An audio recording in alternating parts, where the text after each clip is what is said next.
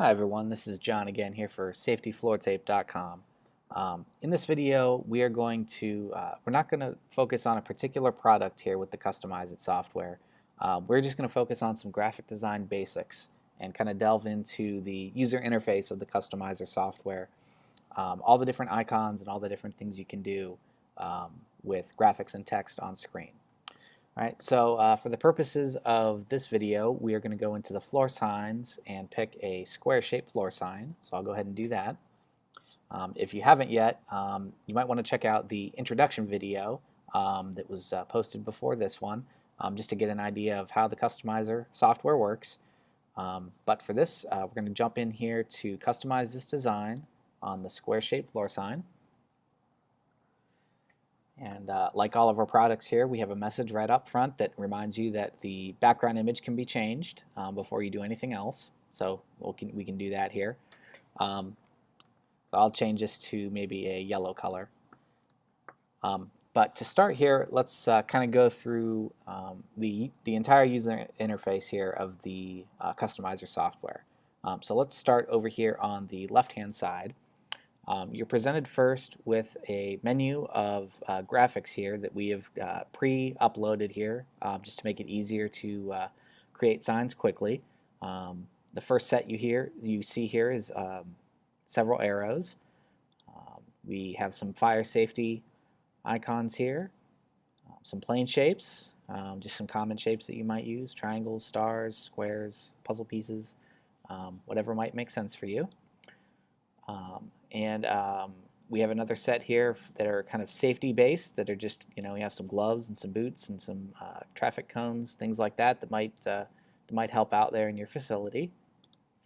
A second set of safety icons, they're a little lighter and have some additional graphics here for safety in your facility. And down here at the bottom we have some warning signs. Again, these are all just kind of pre-uploaded graphics by us to help get you the process started here of design. On any one of these icons, you can drop them onto the canvas by just clicking on them. So we can keep clicking here and add as many as we want. Click and drag them to move them around.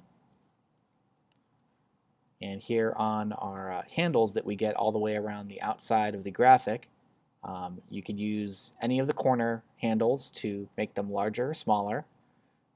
Automatically, it will scale the image and it won't stretch it or squish it. If you do want something stretched or squished, you can hold down the Shift key and you'll notice that now it will resize it all different types of sizes here instead of just scaled. If I release the Shift icon and move, it will move back to perfectly scaled. Right? And then up here on the top we have a circular handle here that will allow us to rotate an image left or right. You just go clockwise or counterclockwise, whatever works for you. You can go all the way around, whatever makes sense for your needs. Of course, this will work on any graphic or any text box that you have on screen here. So again, and then when it's rotated, you can also scale it down here. Say you want to put these in the corners, you can do that pretty easily. The rotation and the scale. You can even totally turn this one around so that they're pointing towards the top here, or pointing towards the center, I should say.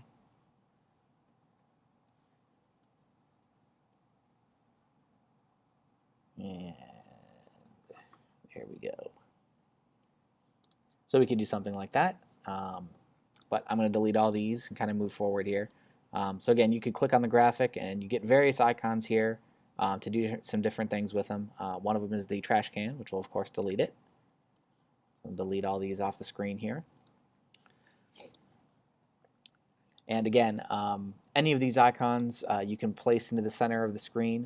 If I click on this one, for instance, it's all one solid color. Well, you're not limited to that color. You can pick and choose any color of the rainbow to add to these icons.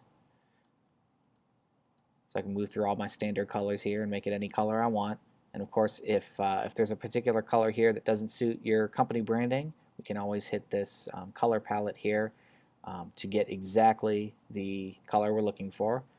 Maybe we want this to be a pink icon, nice neon pink. Well, we can get that exactly where we want it to just by moving the color wheel around and picking the shade that you need. And then if you plan to use this color on future projects, you can hit the heart icon here to save it for later. Comes in useful. There's another icon here for layers. I'm going to cover that here in just a moment. But first, I'm going to delete this on the screen. And we're going to move over to some other items here on the user interface. I'm just going to quickly cover them here, and then we'll come back and actually get into some more detail on them here. So the next thing we have is the text box area here. When you click this button, you'll first click it, and then you'll want to click again over here on the canvas to place the text somewhere on the canvas. And of course, it comes in with your text here as the default. And again, you can do this as many times as you like to add as many different text boxes as you like. And again, we can rotate these or make them bigger. It's very easy to do here.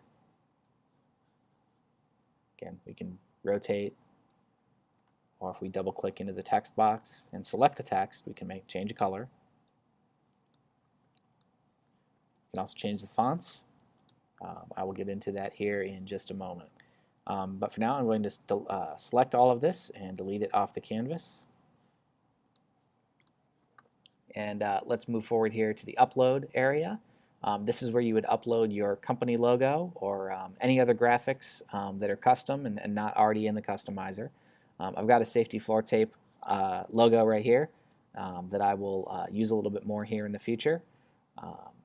But let's move forward here and kind of describe some other things here. You can search a predetermined gallery full of images or photos. We find that most safety tapes and floor signs aren't going to want photos on them, but it is certainly here if you want them. Usually we try and stick to line art and vector art that is more based on shapes than anything else. Down here on the left side, again, you can get some photos from your social media services here. We have a login to Facebook button if you wanted to do that, or Instagram as well. And again, you could bring in any photos that you have from either of those two services if the sign that you're making makes sense for that purpose. So then up here on the top bar here, there's a couple things that we can look at. First of all, let's bring an icon onto the screen just to show you some things here. Across the top, we have grid lines that maybe will help you line up some things if you have a lot of items on the canvas at once. So if you click on that once, it'll show the grid lines, and click again, it'll take them away. Again, it's just a nice handy guideline for you to help you out. We have a copy function here where if we click on this icon here, it looks like two pieces of paper on top of each other. It copies, and then you can hit the paste icon right up here to paste another copy of it here. Become useful. You can do that with anything on the canvas, whether it's graphics or text. So I'll delete this icon off the screen here, and we'll cover a few things further here. In the top right corner, these usually pertain to when you're done with a design or are ready to do something else besides this design. You can download the PDF of this for use later. You can reload the design, which means basically you're going to start from scratch. The X will actually close out of the entire customizer here and go back to the product page where we started. Or if you're ready to add your design to the cart, we'll hit submit here, and it will create a preview image and allow you to move forward and add this to the cart and let you pick some choices on how many floor signs you want, things like that. We've also got some zoom controls down here in the lower left-hand corner, so you can zoom in if you really want to get in close on something, or zoom back out again. We recommend just staying at 100% if you can, but it might not be possible in all cases, so that's why we put the zoom controls here to help you out with that.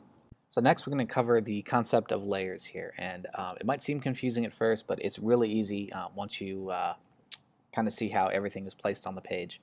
All right, so over here on our plane shapes, we're going to pick a couple of very simple shapes to show you how layers work.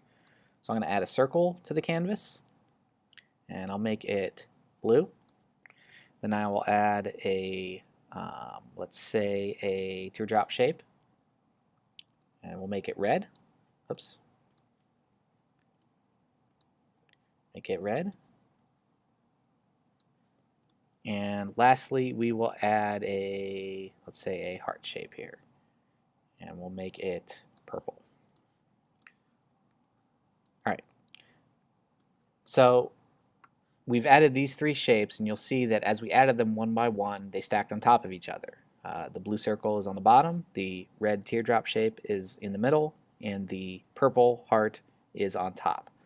So, you know, this might not work in every case for someone. So we have the concept of layers here so that we can move these objects either in front or behind each other, and this will work with any object on the screen, whether it's an icon or an uploaded logo or a text box. Any of those things will work with layers.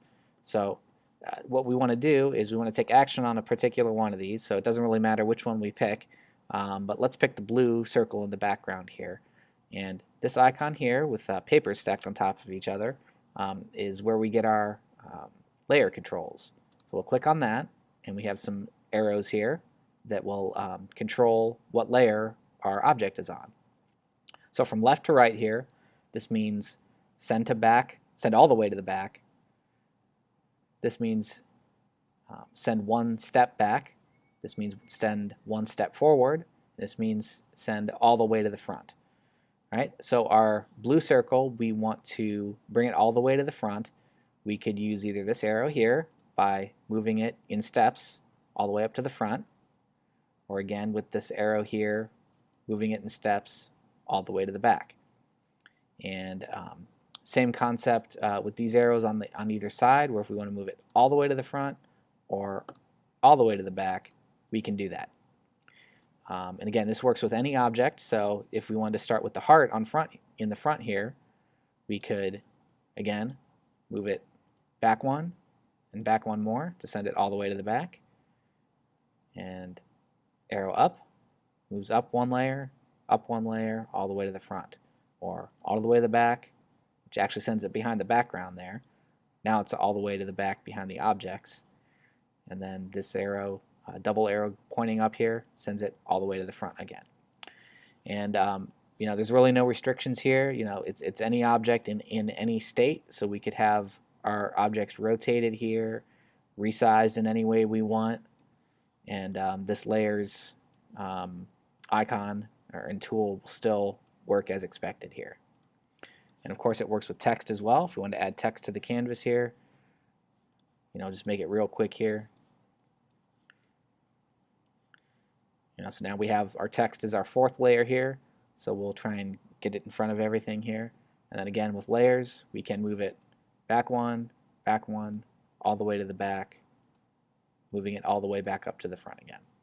Right? So that's just kind of a quick way to shuffle things around when something is on top and you actually need it behind something else. Nice little feature here on the customizer. So I'm going to select all these and take them away, and we're going to cover the next, what should be the final concept here, and that is file types. And what that is, we're going to go over here on the left hand side to the upload button. And here we're going to work with adding your own custom company logo to the canvas. And this deals with working with image file types. And I can tell you by far the best image format to work with on our customizer is called SVG. And you might not be familiar with SVG because it's fairly recent, fairly new. If you have someone that works on your logos for you, whether it's a printer or a graphic designer or a marketing person, that person will be very easily be able to create an SVG logo version for you. And what that is, and it's we're going to try and show you the concepts here of how these different image formats work. So before I dive into SVG, let me show you a couple different common formats, such as JPEG and PNG. Right, so I'm going to add a JPEG logo here. I'm going to pick our one color JPEG logo, and go ahead and bring that onto the screen. All right, so this is a typical JPEG logo that maybe you would pull off of a website or a web search or something like that. It's very low resolution and doesn't print very well. Now when you're watching this video, just seeing it on screen, it might look just fine. But you'll notice that as we bring it up and bring it much further up in size here, that you begin to see a lot of pixelation on this image. And you will be able to see that very clearly on something that is printed. And it is actually, we wouldn't be able to use this on a printed piece. So typically we say that anything that comes from your website is probably not high enough resolution to print. So typically JPEGs and PNGs aren't going to work great for printing purposes, even though they show up fine in the software. We recommend a 300 dpi or above JPEG or PNG image if you're going to use one of those. And again, if that terminology, if you're not familiar with that terminology, someone from your marketing department or a graphic designer that you work with would be able to provide those if it absolutely has to be a JPEG or a PNG image. Right? So kind of moving beyond that, you'll notice that the JPEG I have on screen here has a white background here. And that's because JPEG does not support transparency to show the background through the rest of the logo. Right? So over here on my artwork area, or my upload artwork area, I'm going to add a PNG logo so you can see the difference between a PNG and a JPEG in this case. Right? So the PNG, obviously it does support transparency. It lets you show through the background of whatever is behind it. So that's an advantage that PNG has over JPEG. But again, the same problem exists where if you bring it up here, bring it up in size, you'll begin to see a lot of that pixelation occurring, and it's not great for printing purposes. So again, it really needs to be very high resolution or an SVG. So let's show you the third format here, and that's SVG. It's the best one we're trying to work with here. I already have it uploaded here, but if we needed to upload it, you could just upload it from your from any file on your or any folder on your computer. So I'm going to bring our SVG version of the logo in here, and at first glance it looks a lot like this PNG that we were working with. But you'll notice that as I make it much bigger, it never loses quality. See, as I resize it here, that text continues to look nice and crisp and really good no matter what size it's on.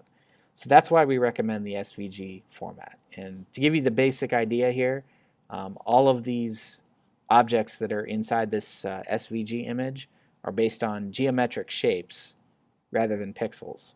So when you make this image bigger, it is simply doing a math calculation and showing you, a nice crisp image every single time. So again, SVG is going to be the nicest and best quality logo that you can use here.